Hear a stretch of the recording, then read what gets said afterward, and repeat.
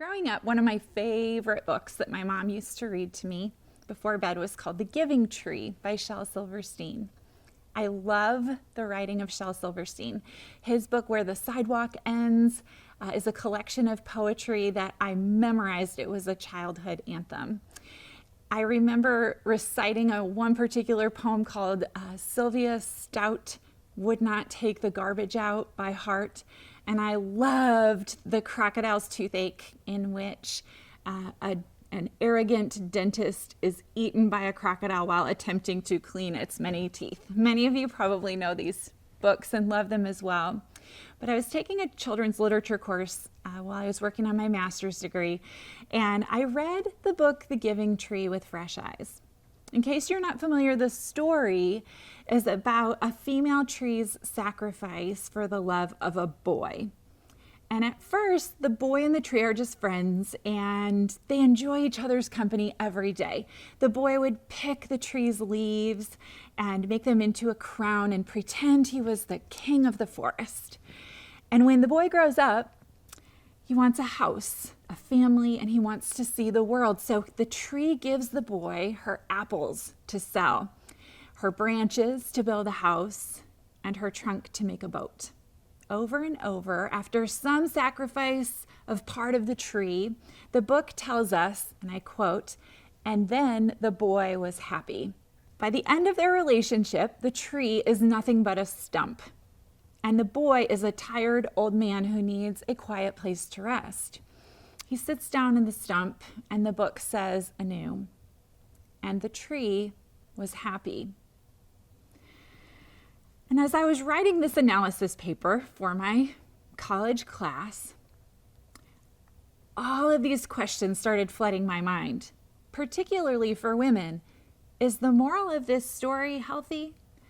And how pervasive is this message that we so easily embrace as good?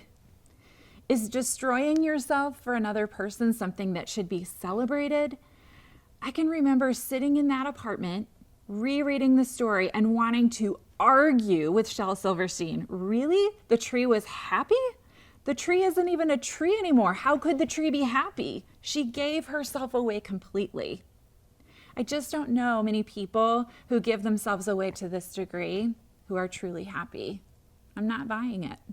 I do think they tend to lean toward I'm a good giver and that feels really comfortable and safe for me, or I'm a good receiver of the giving and that feels really comfortable and safe for me. Perhaps there's an element of discipline in if you know yourself like me, I'm really good at receiving help from people. I have instituted some disciplines into my life where I'm giving on a regular basis in volunteer roles, with money, kind of some things that hold me accountable to that area that feels a little more difficult. Conversely, if you're really good at giving, your discipline is going to be in the area of receiving and putting yourself in spaces on a regular basis where you receive, even if that is showing up for a yoga class where you're receiving and being guided through a practice and you're being taken care of. But that will be something that you are intentionally deciding to do, not your natural bend. So it's a discipline because you know that in order for you to live in your gifting of giving, you've got to first receive. Sometimes it's hard to know if you're giving from your fruit, something that's replenishable, or the trunk, particularly if you have a lifetime of overgiving history built up. I think there's a few things I would say. One is just slowing down to pause before saying yes to anything and paying attention to your body when maybe you have trained yourself not to. But typically our body will tell us with our gut. You'll have a feeling in your heart, you'll have a feeling in your shoulders or your neck where you know this feels like too much. This feels, something about this isn't sitting right in my body. If you're going fast, you can't really access that feeling. So there's a slowness that has to happen when you're making decisions about giving. Am I really stuck, or have I created a reality that causes me to feel stuck? And if I wasn't so available, would someone else step up? Or is there someone I could ask for help? Or are there resources available that could actually do this better than me and relieve me of some of this resentment I'm feeling for overgiving?